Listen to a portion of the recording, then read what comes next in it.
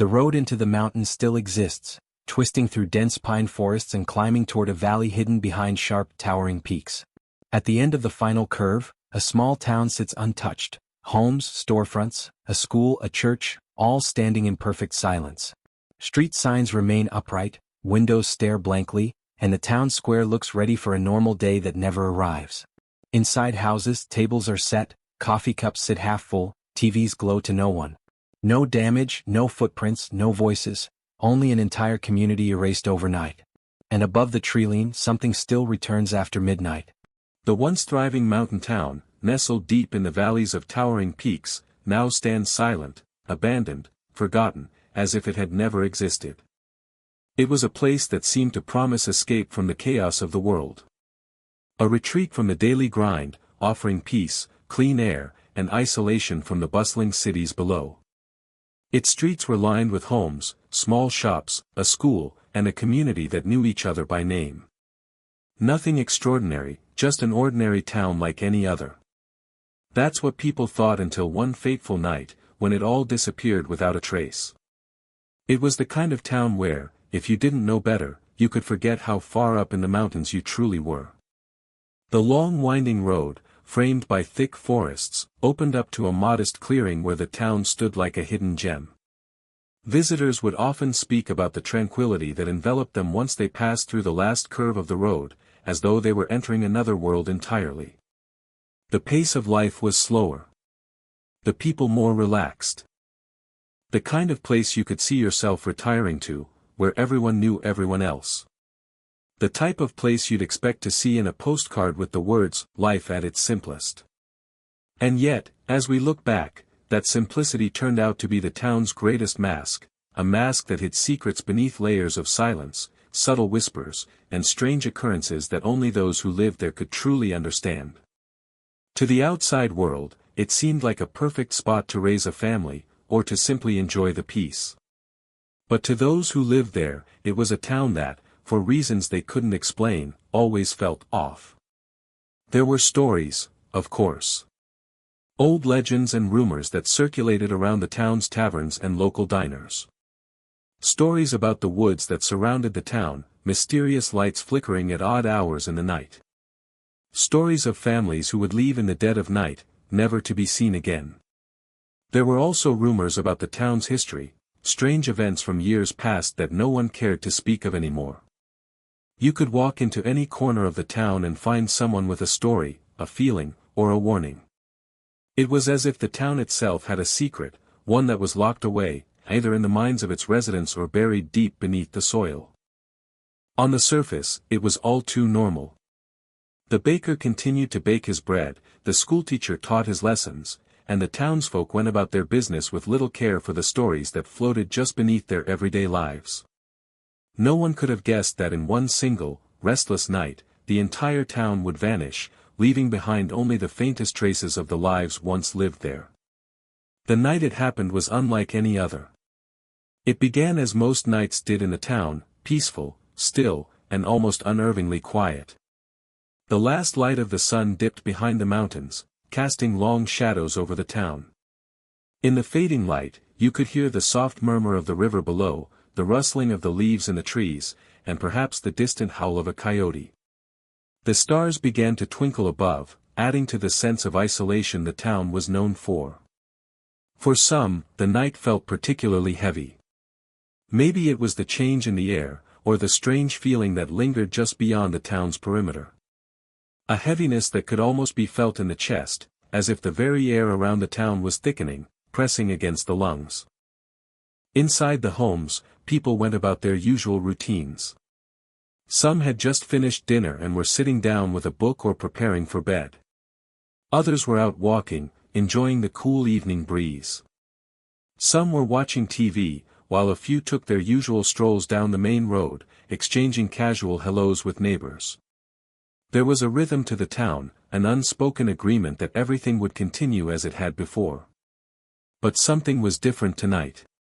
The air felt charged, like a storm was about to break, but the clouds had not yet gathered. It was subtle. Only a few would have noticed it. The ones who lived there, who had spent enough time in that quiet town to know when things didn't feel quite right. It was the way the wind picked up, sudden and swift, or how the trees along the town's edge swayed unnaturally. It was the small noises that seemed out of place, the rustling of something moving in the underbrush, the odd creak from one of the old buildings in the town center. The few who felt it brushed it off as just their imagination, but it was the kind of feeling that would stay with them long after the night had passed. By the time the clock struck midnight, the first strange thing happened. It was a light, almost imperceptible at first, just a flicker in the distance, far beyond the town's border. Some thought it was just the lights of a passing car, but others knew better. There were no roads that led out in that direction. What was it, then? A car? A helicopter? No one could say for sure, but those who saw it couldn't shake the sensation that it was something unnatural. Minutes later, the town was filled with a strange noise, a humming sound that seemed to come from everywhere at once. The noise vibrated through the ground, a low hum that sent a shiver through those who heard it. It wasn't loud, but it was distinct, reverberating through the air like an echo that couldn't be placed. It felt like it was coming from deep within the earth itself. And it lasted. No one knew how long it lasted, but it seemed to stretch into eternity. Then came the lights. Those who ventured outside, braving the unnerving hum, saw them, glowing, pulsating lights hovering just above the treetops. They weren't like anything anyone had ever seen before. There were no shapes, no familiar outlines. Just lights, brilliant, glowing, almost hypnotic in their movement. They drifted slowly, purposefully, and then, as if in response to some unseen command, they shot into the sky, disappearing into the stars. The whole town watched, dumbfounded, at what seemed to be a cosmic event unfolding before their eyes. When the lights were gone, the humming stopped. For a brief moment, the town seemed to breathe again. But something was different. Something had changed. It was as if the very fabric of reality had shifted, just slightly, so that nothing was quite the same anymore. A few people stood outside for a long time, staring up at the sky, trying to make sense of what they had just witnessed. Others quickly rushed back inside, locking their doors, hoping that whatever it was would leave them alone. But no one ever saw the lights again, and no one ever spoke of them, except in hushed whispers. The next morning, the town was gone. Completely, utterly, and without a trace. The streets were silent. The homes stood abandoned, windows dark. There was no sign of life, no sign of struggle, no sign of anyone having been there at all. All that was left were the faint traces of lives once lived, unfinished dinners, doors left ajar, personal belongings abandoned.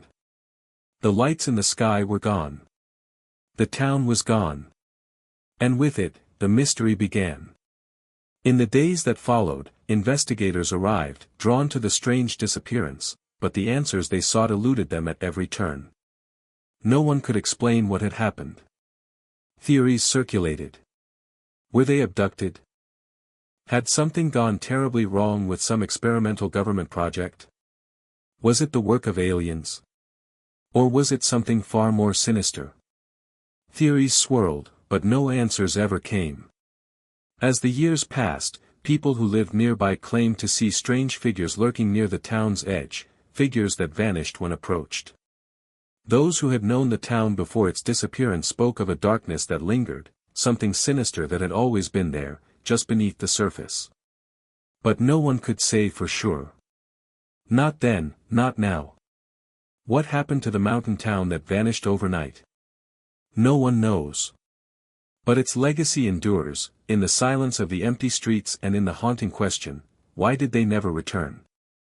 The mountain town had always been a place of quiet serenity, tucked away in a valley that seemed untouched by time.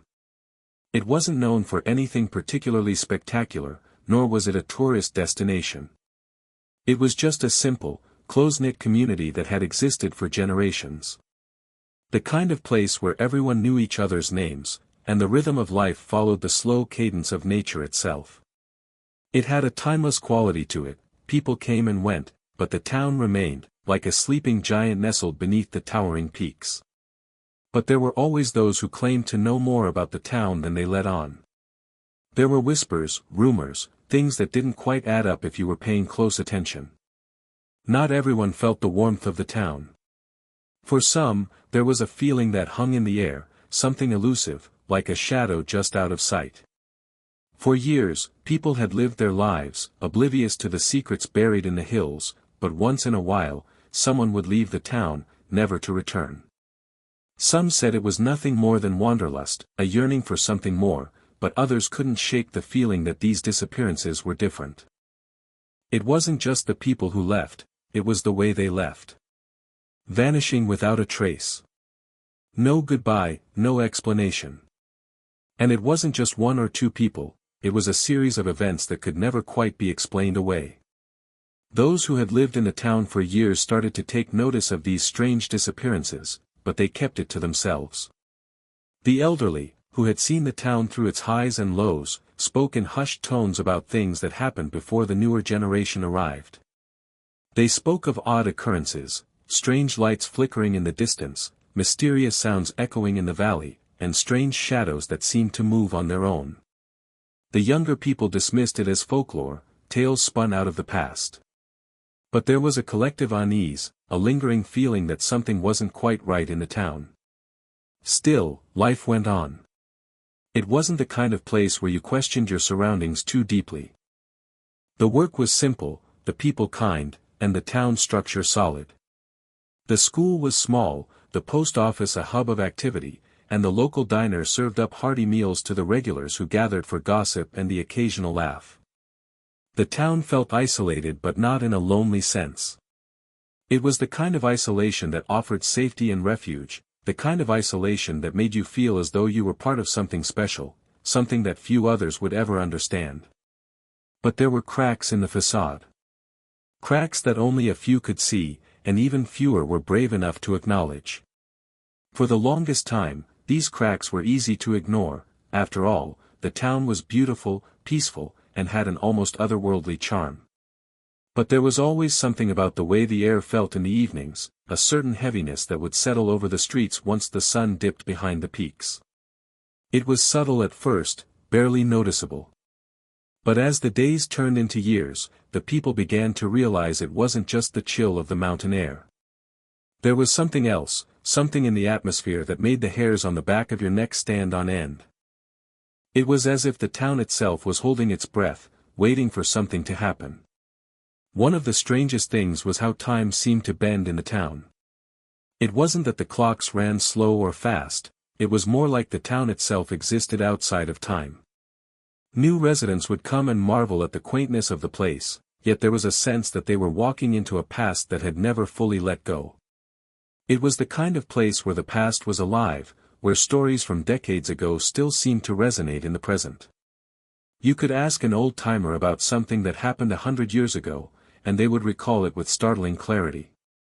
It was as though the past had a hold on the town, a grip that refused to loosen. Over time, the town became known for its mysterious charm, and outsiders began to visit more frequently. Some came seeking a taste of the idyllic mountain life, while others were drawn to the town's reputation for oddities. It was a place that sparked curiosity. People had heard rumors of things happening in the hills, unexplained phenomena that didn't fit into the neat boxes of normal life. Some came hoping to find answers, others simply to experience the strange allure of a town that seemed to hover on the edge of reality. But no matter how many visitors arrived, there was always a feeling of unease that hung in the air, a feeling that seemed to grow stronger as the years passed. And then, there were the lights. It wasn't something that everyone talked about openly, but for those who had lived in the town long enough, the strange lights were a common topic of conversation. They weren't anything like the ordinary streetlights that lined the roads of other towns. These lights were different, bright, pulsing, and far too erratic to be explained away by weather or electricity. The lights would appear late at night, often after midnight, far beyond the town's edge, where the trees thickened and the path became more rugged. They would hover in the sky, casting an eerie glow over the forest, and sometimes, they would move, darting around like fireflies on some strange erratic journey. The first few times, people thought it was just a trick of the eye.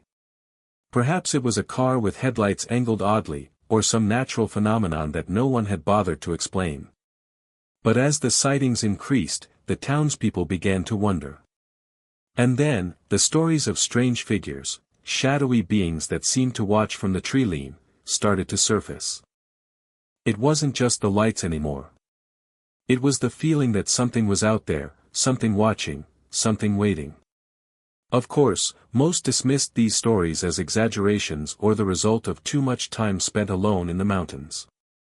But for those who had been around long enough to know the town's history, the stories held a different weight. They were connected to the whispers of the past, the strange disappearances, the shadows that seemed to move in the corners of your vision. There was a sense that the town itself was somehow cursed, caught in a loop of strange events that no one could explain. It was around this time that the first official investigation was launched into the disappearances. Local law enforcement had started to notice patterns, people going missing, some without a trace, others leaving behind strange clues, like messages scribbled in panic or belongings left behind as though the person had been taken in an instant.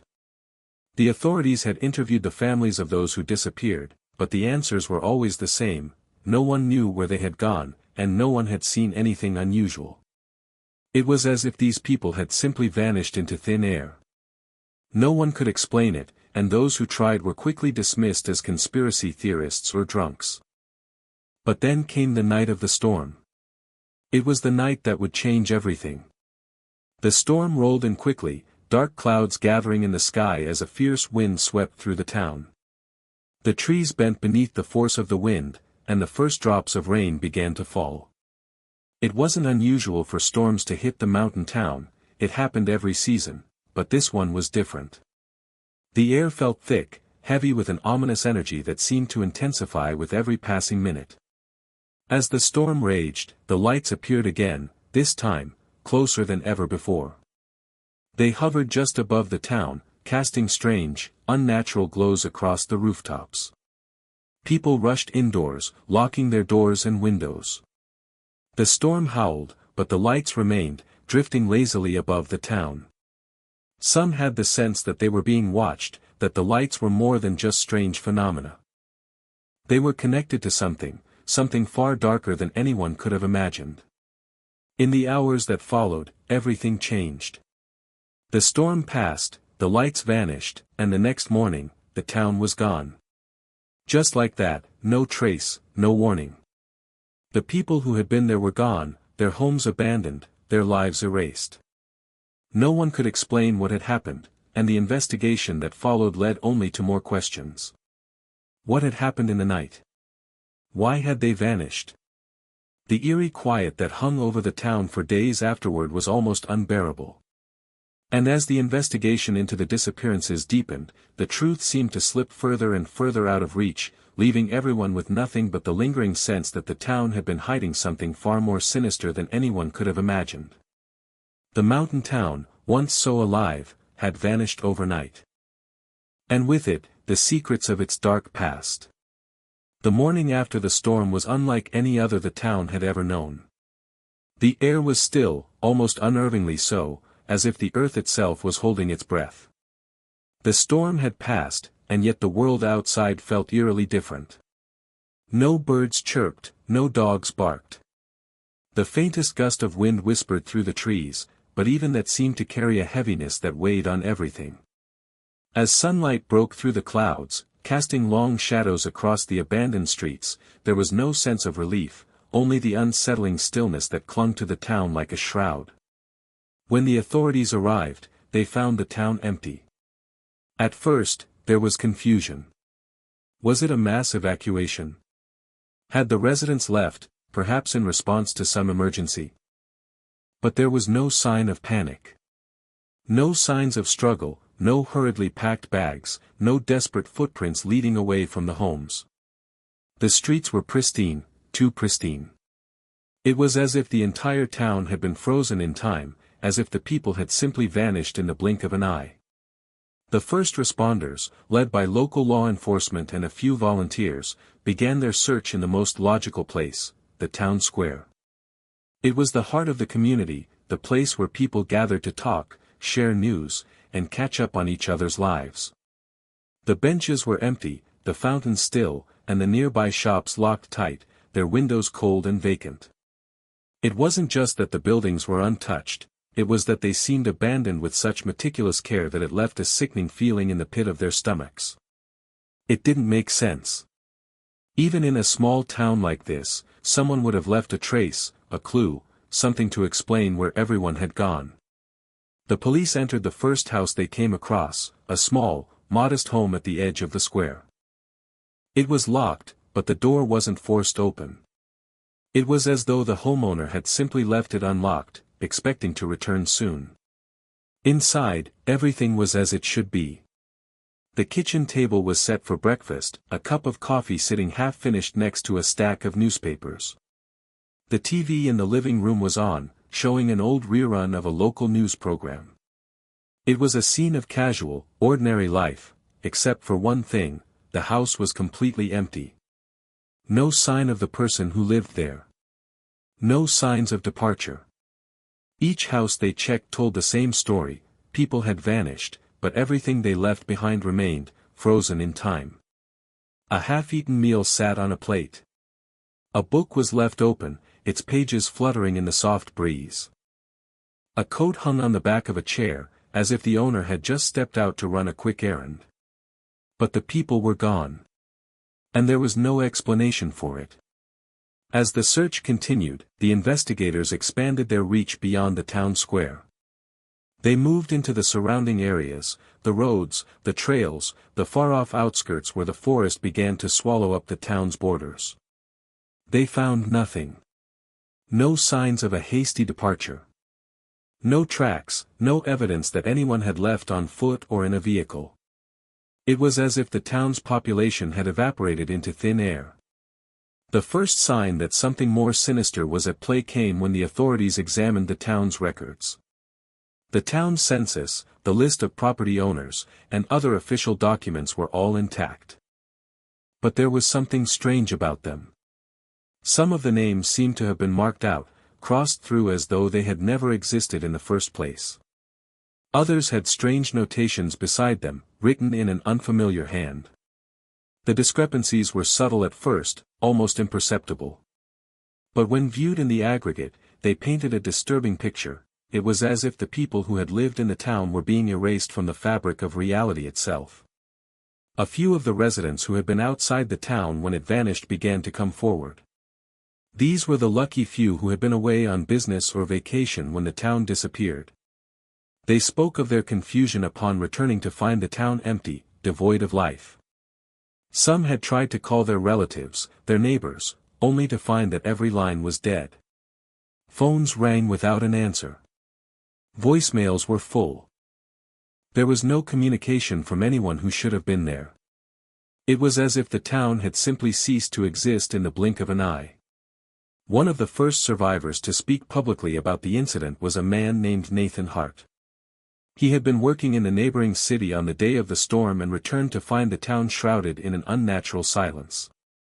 Hart was a truck driver, a man who had spent years on the road and had become used to the quiet of the mountains. But when he arrived that morning, he felt something he had never felt before. A strange unease gripped him as he stepped into the town, his boots crunching against the dust in the empty streets.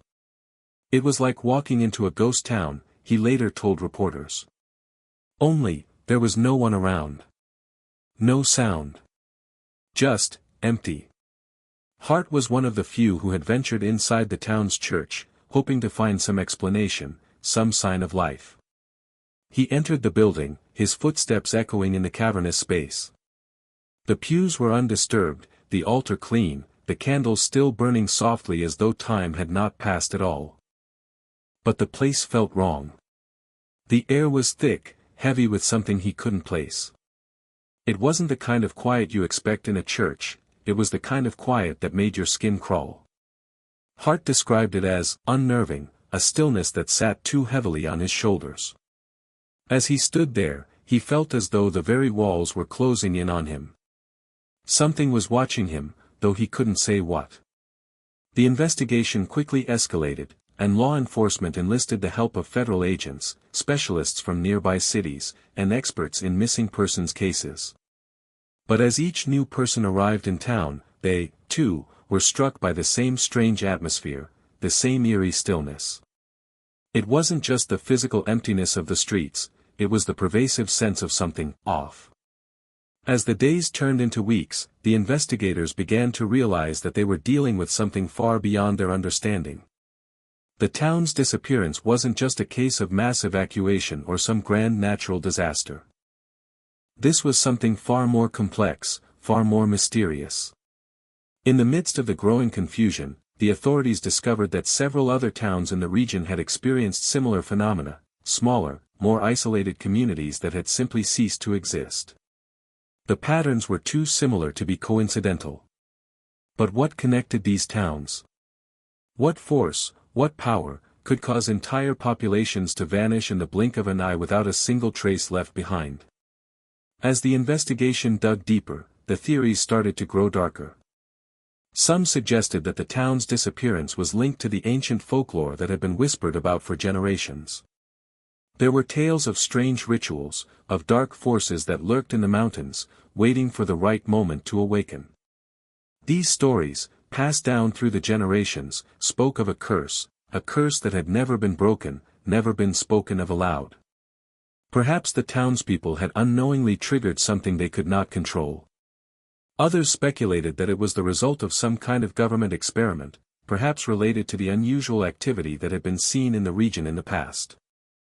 The lights, the strange phenomena, the disappearances, all of it seemed to point to something far more sinister, something beyond the natural world.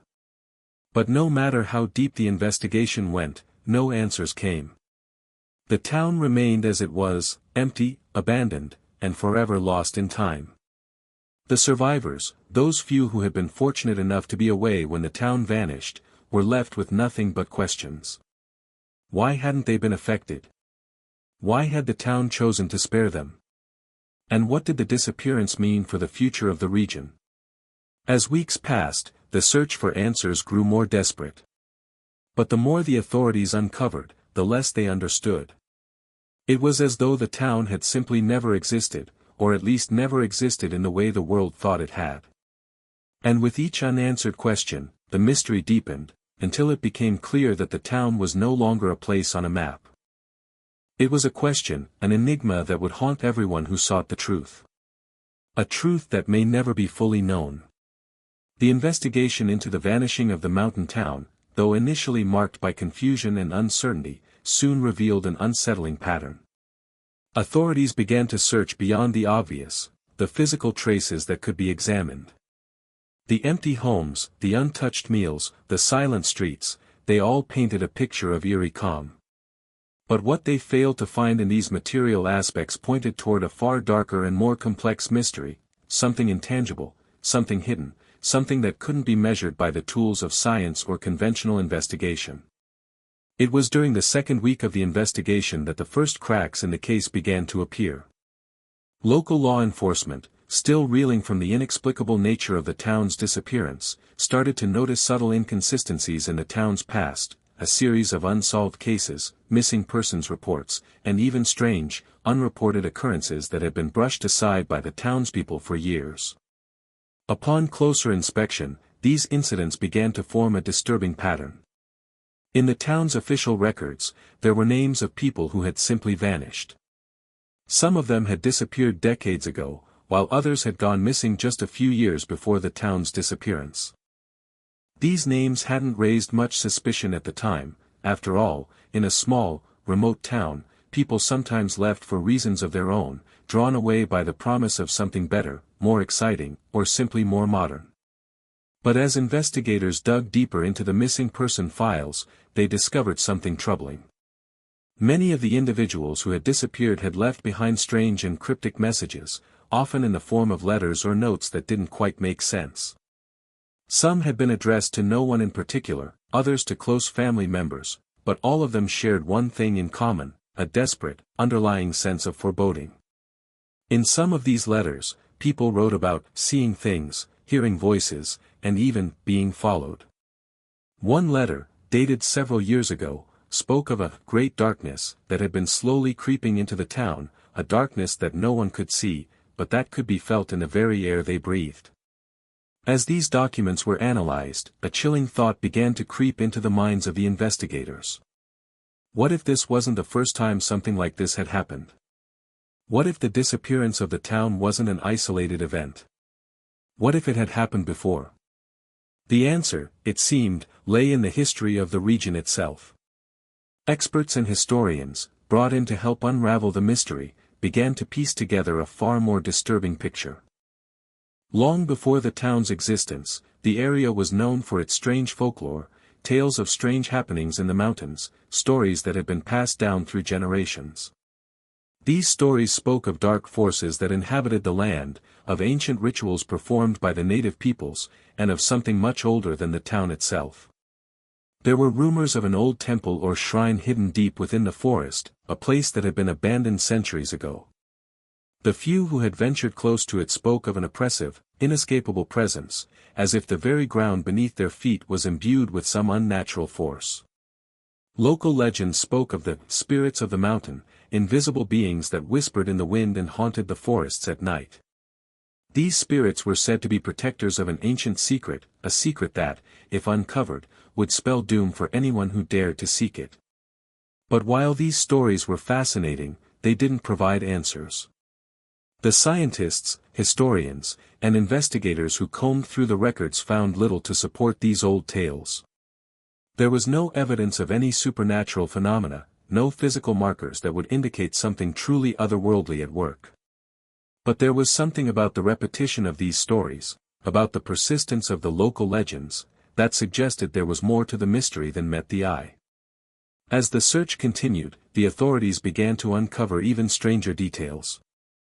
Some of the townspeople who had vanished had left behind personal belongings, clothing, photographs, keepsakes. Nothing seemed out of place, except for one thing: everything was carefully arranged, almost methodically. In one home, a woman's purse was found on the kitchen counter, her wallet and keys inside, as if she had been preparing to leave the house but never made it past the front door. In another house, a man's boots were neatly placed by the door, as though he had taken them off and decided to leave, but never returned. But it wasn't just the physical details that raised questions. In some of the homes, objects had been moved. Books had been rearranged on shelves. Pictures had been taken down and placed on tables. The most unsettling discovery was in the town's library, where several shelves had been completely cleared. No one could explain who had taken the books or why. One of the most puzzling aspects of the town's sudden emptiness was the complete absence of any evidence of an evacuation. The town, while remote, was far from isolated. It was located near several major highways and had a small but functional airport. If the people of the town had left voluntarily, there should have been some sign of it. There should have been roads cleared, cars lined up on the highways, buses carrying people to safety. But there was nothing. The roads remained empty, the airport stood still, and the surrounding areas were silent. No vehicles, no buses, no crowds. It was as though the entire population had been erased from the map without a single trace. With every new discovery, the investigation became more and more convoluted. Theories started to emerge, but none of them seemed to provide concrete answers. Some investigators, shaken by the strangeness of it all, suggested that perhaps the town had been the site of some kind of psychological experiment. The idea of mass hypnosis or mind control began to gain traction. After all, the townspeople had always been known for their tight-knit community and their almost obsessive loyalty to the town's traditions. What if they had all been conditioned to leave, to disappear, without even realizing it? What if someone, or something, had orchestrated their disappearance, using some kind of advanced psychological manipulation? Other theories, however, were far darker. Some believed the town's fate was tied to the ancient stories that had been passed down through the generations. Could the dark forces that had once haunted the mountains have returned?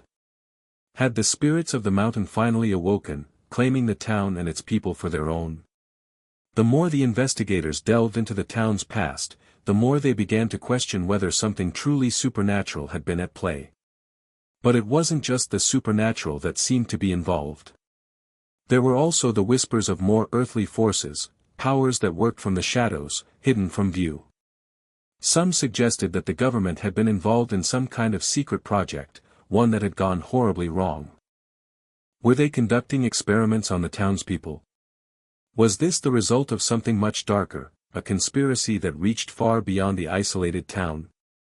Despite the growing number of theories, the answers remained elusive.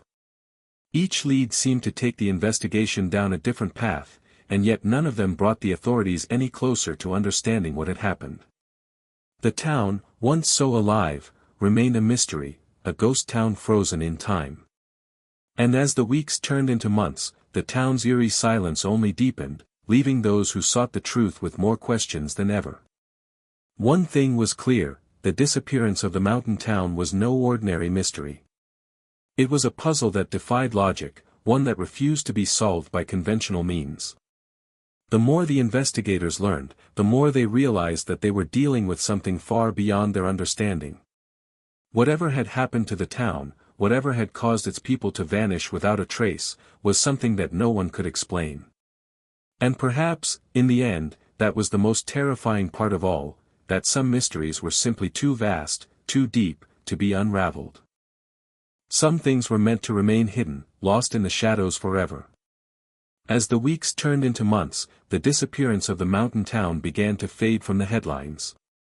The initial wave of media frenzy had died down, replaced by newer, more sensational stories. Yet, for those who had been involved in the investigation, the mystery still loomed large. It was as if the town had cast a shadow over them, one that refused to let go. Theories had been proposed, leads followed, and yet none of it seemed to make sense. The deeper the investigation went, the more it felt as though the answers were slipping further and further out of reach, slipping into the void where the town had once existed. The survivors, the few people who had been out of town when the event occurred, were left to grapple with a sense of loss and confusion that no one could fully understand.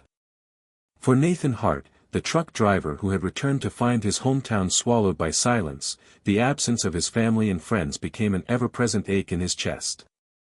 At first, he had held on to the hope that it was all some kind of misunderstanding. Maybe they had evacuated.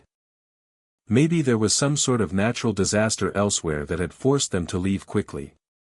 But when he had seen the ghost town, the empty streets, and the vacant homes, his hope quickly dissolved into despair. For the first few days after his return, Hart had wandered through the town aimlessly, desperately calling out for his family, his neighbors. He knocked on doors, peered through windows, and even searched the surrounding woods for signs of life. But there was nothing. Just silence. The strange feeling of being watched, of being utterly alone, only deepened with each passing hour. "I didn't know what to think," Hart later said in an interview. "You hear about things like this happening in other places. You see it in movies, hear it in stories. But this wasn't a story. This was real. This was my home. My people. Gone. Just gone." The town's disappearance continued to haunt him, and he wasn't alone. Many of the other survivors, those few who had not been present that fateful night, experienced the same sense of emptiness. They too wandered the empty streets, searching for answers that seemed to be eluding them. Many of them returned to their homes, hoping that maybe their loved ones would return. But day after day, week after week, there was no sign of them. The government, still baffled by the events, had conducted an extensive investigation, though nothing concrete came of it. No definitive answers were ever found. No one knew where the townspeople had gone, or why. Theories continued to circulate. Some said it was the result of some kind of government experiment gone wrong, others whispered about aliens or supernatural forces, while a few began to wonder if it was simply the work of an elaborate hoax, a mass evacuation staged for reasons that no one could fathom. But as the years passed, the town began to fade from public memory. The survivors, like Hart, were left to pick up the pieces of their lives, trying to find some semblance of normalcy. But no matter how hard they tried, something in them had shifted. The memories of the town, the sights, the sounds, the smells, remained with them. But so did the unanswered questions. No matter how much time passed, they couldn't escape the feeling that something was still out there, something that was connected to the town, something that had yet to reveal itself. For some, the answers came in the form of dreams. Nathan Hart, for example, began to have vivid dreams about the town, dreams that were almost too real to be dismissed as mere fantasy. In these dreams, he would find himself walking through the streets once again, only this time, the town felt different. The air was thick with an unseen presence. The houses were not empty, they were alive, but with something he couldn't quite understand. The lights would flicker in the windows, the shadows would move on their own, and he would hear whispers on the wind, words that he couldn't make out, but that filled him with a sense of dread. At first, Hart tried to ignore these dreams, thinking they were just the result of his grief, of his mind trying to make sense of the tragedy. But as they grew more frequent, he couldn't shake the feeling that they were trying to tell him something important. In one particularly haunting dream, he saw himself standing at the edge of the town, looking at a group of people standing in the distance. They were all facing away from him, their backs to him, as though they were waiting for something, or someone. The wind picked up, the trees rustled, and as Hart stepped closer, the figures began to turn, slowly, one by one. Their faces were pale, their eyes hollow. And as they turned toward him, he felt a cold chill rush through his body, a feeling that he had only experienced once before in the real world, on the night the town had vanished. It was in these dreams that Hart began to sense a connection between the disappearances and the ancient legends of the mountain. He had heard the stories as a child, the tales of spirits that haunted the land, of dark forces that lurked beneath the surface of the earth. The townspeople had always dismissed these stories as superstition, but in the quiet of the night, with the weight of the mystery pressing down on him, Hart could no longer ignore the possibility that something supernatural had been at play. The dreams were not the only unsettling part of Hart's recovery. He also began to notice strange occurrences in his daily life, things that didn't make sense. Sometimes, he would find objects in his house moved from their original spots. A book would be missing from a shelf, only to turn up days later in a completely different room. He would hear faint whispers, soft enough that he thought it was the wind, but when he listened more closely, the voices seemed to come from all around him, from within the walls themselves. At night, he could hear scratching sounds on his windows, sounds that were too rhythmic to be explained by the wind or by animals. It was as though someone, or something, was trying to reach him, to communicate with him. As the years passed, these occurrences became more frequent and more intense. Hart, now obsessed with finding answers, began to revisit the town, hoping to uncover something that had been overlooked. He spent hours combing through the remnants of his childhood home, searching for any clue, any scrap of evidence that might explain what had happened. He would often visit the local library, hoping to find an old map, a document, or even a journal that might shed light on the mystery. It was during one of these visits to the library that Hart uncovered something that would change everything. Hidden among the shelves, tucked away in a dusty corner, he found an old journal. The leather cover was cracked, the pages yellowed with age, but the writing inside was still legible. It was a journal belonging to a man named Thomas Aldrich, one of the town's founding members. The entries in the journal were cryptic at first, describing mundane things, notes on daily life, thoughts on the weather, records of town meetings. But as Hart flipped through the pages, something caught his eye. The entries from the final weeks before the town's disappearance were unlike anything he had seen before. Aldrich spoke of a strange force that had begun to exert its influence on the town. He described how, over the course of several months, the townspeople had become increasingly unsettled. People were acting strangely, growing distant, withdrawn. Some were even claiming to hear voices in their heads, voices that told them to leave, to go into the mountains, to seek something beyond the town. The journal entry that shook Hart the most was one written just days before the town vanished. In it, Aldrich described a great storm that was coming, a storm that would change everything. He warned that the mountain, the very land the town was built upon, was not what it seemed. There was something beneath the surface, something ancient and powerful, and it was waking up. Aldrich's last words were haunting: the town will disappear. But we will not be the last. The mountain claims all in time. It was then that Hart realized, the town's disappearance was no accident. It was no simple evacuation or mass delusion. The people had not left of their own accord, they had been called. And they were not the first.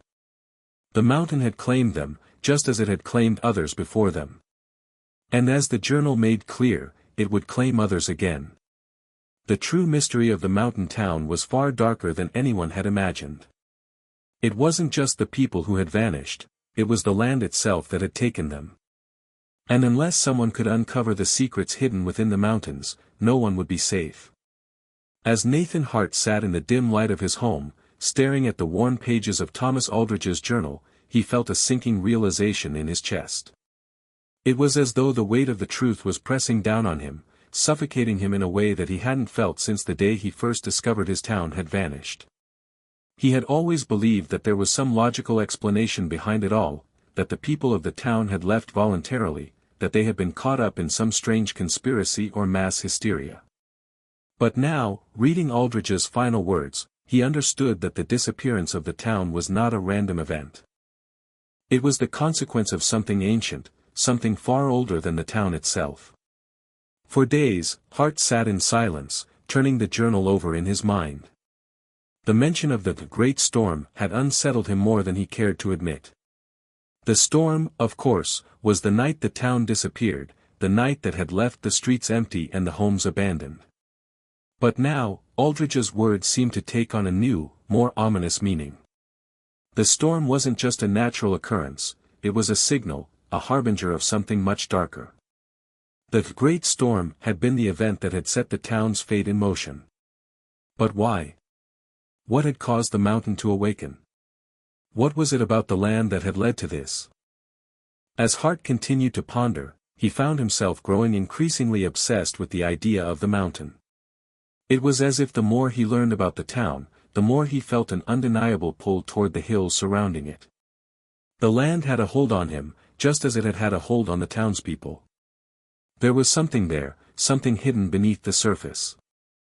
Hart had always known that the mountains were more than just a backdrop to the town, they were a constant presence, a silent force that loomed over the people. But now, as he read Aldrich's journal, he couldn't shake the feeling that the mountain itself was alive, that it had some kind of consciousness, some purpose that went beyond human understanding. Determined to uncover the truth, Hart decided to return to the town once again. He couldn't ignore the feeling that something was waiting for him there, something that needed to be found.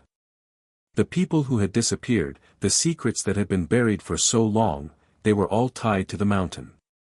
And if he could just get close enough, if he could uncover whatever hidden truth lay beneath the earth, maybe, just maybe, he would finally understand what had happened to his town, and to the people he had lost. The journey back to the town was a quiet one.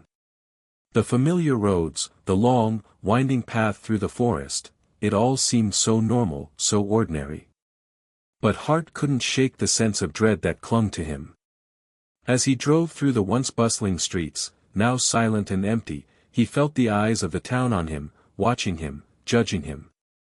The abandoned homes seemed to hold 1,000 stories, 1,000 secrets. He could almost hear the whispers of the past, the voices of those who had lived and died here, their lives now lost to the mountain. When Hart reached the town square, he parked his truck and stepped out, feeling the weight of the silence settle over him. The streets were still empty, the buildings still abandoned.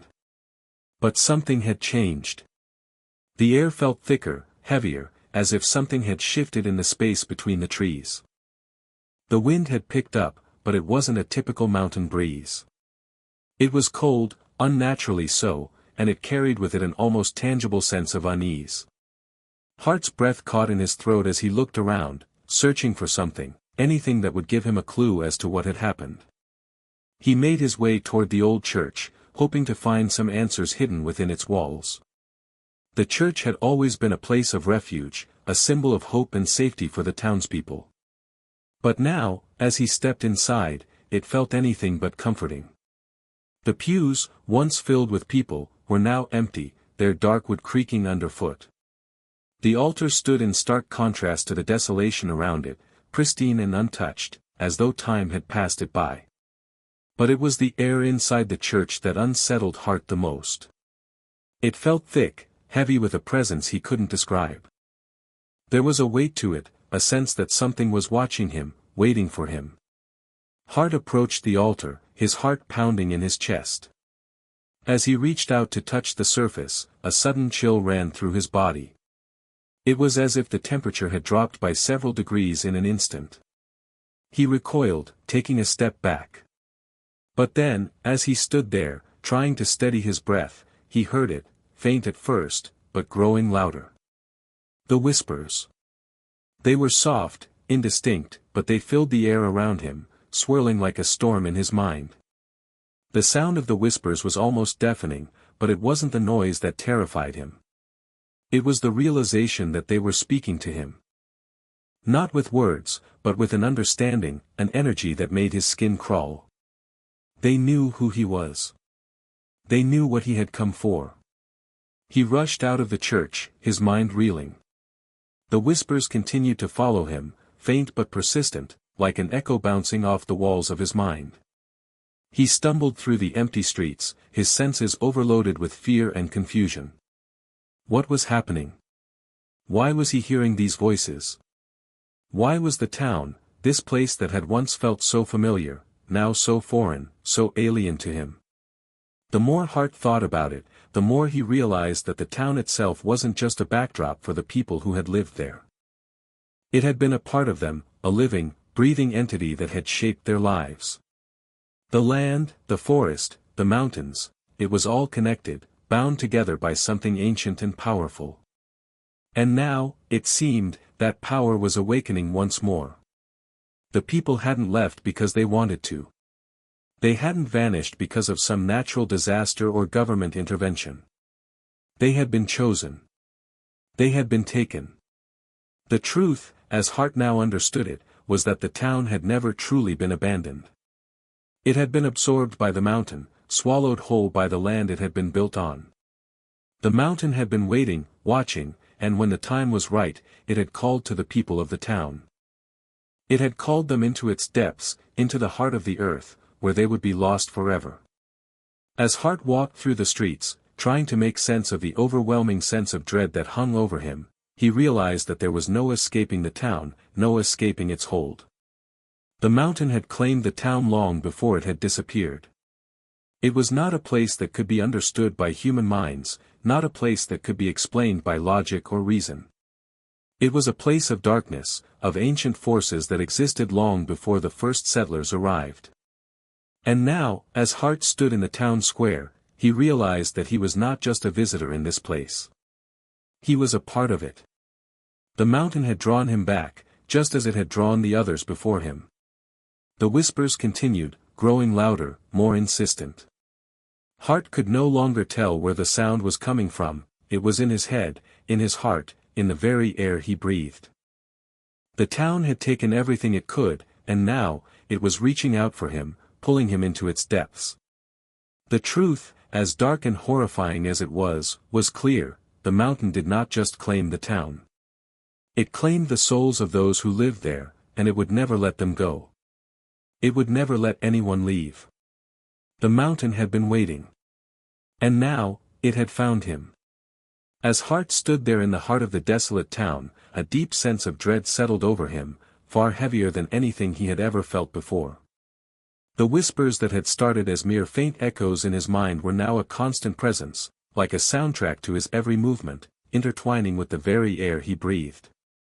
They seemed to come from every direction, somewhere behind him, in the walls of the buildings, under the floorboards.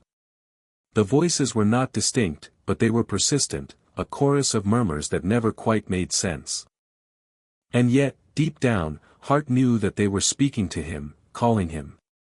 For a long moment, he stood frozen, staring at the empty buildings, the old church, the abandoned streets. Every corner of this town, every inch of this place, felt alive in a way that was both terrifying and intoxicating. It was as though the town had never truly left. It had only shifted, transformed, and was now watching him with an awareness that was both ancient and omnipresent. He couldn't escape it. No matter how much he wanted to, no matter how badly he wished for everything to be a bad dream, a twisted figment of his imagination, he knew that it was real. The town wasn't abandoned. It had been consumed by something far darker, something far more powerful than anything he could comprehend. And now, it was waiting for him. Every instinct within Hart screamed at him to leave, to get out of the town and never look back.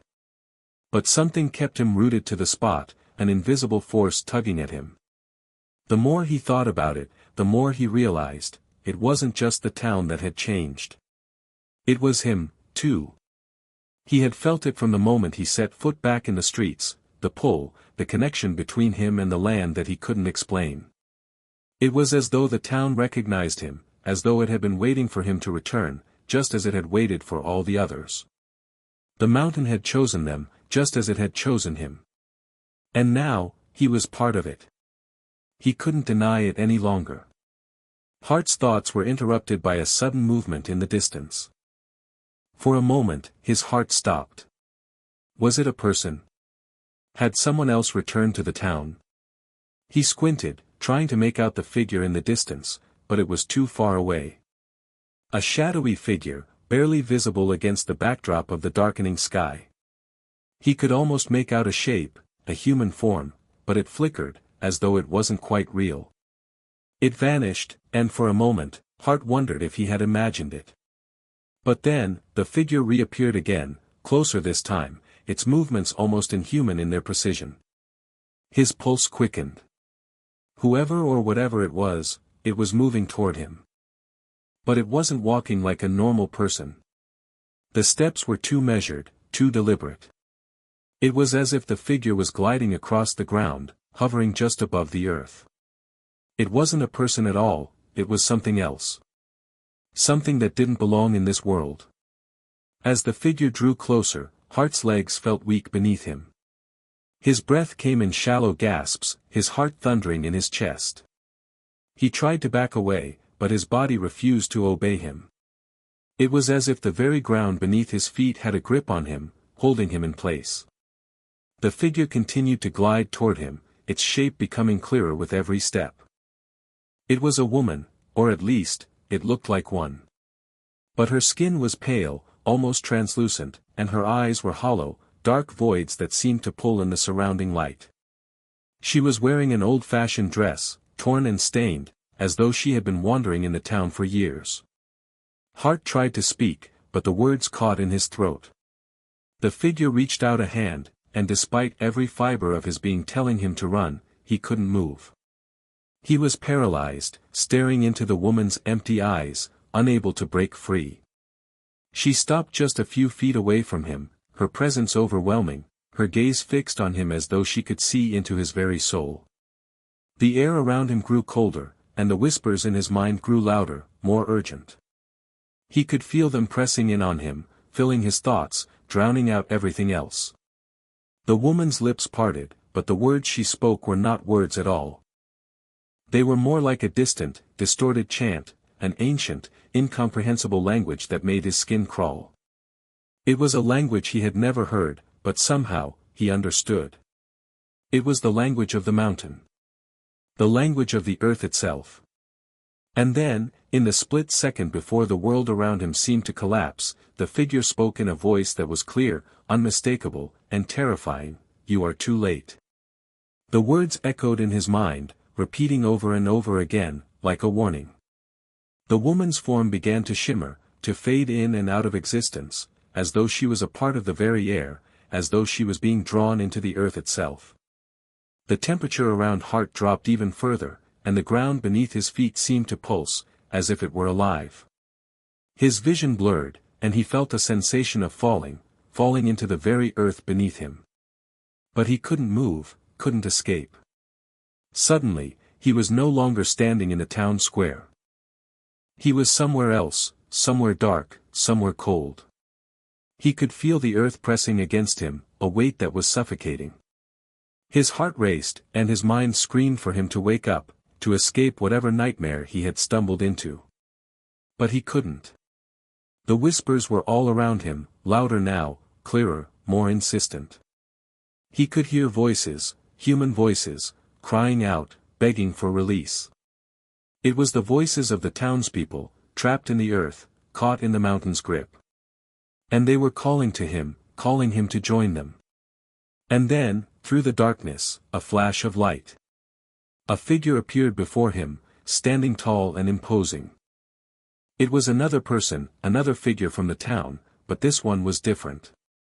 His eyes glowed with an unnatural light, his face etched with lines of ancient knowledge and sorrow. His clothing was similar to that of the woman, torn and old, but he exuded a sense of power, of knowing something that Hart did not.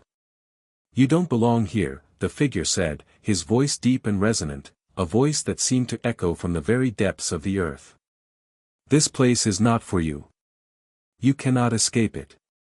Hart tried to speak, but no words came.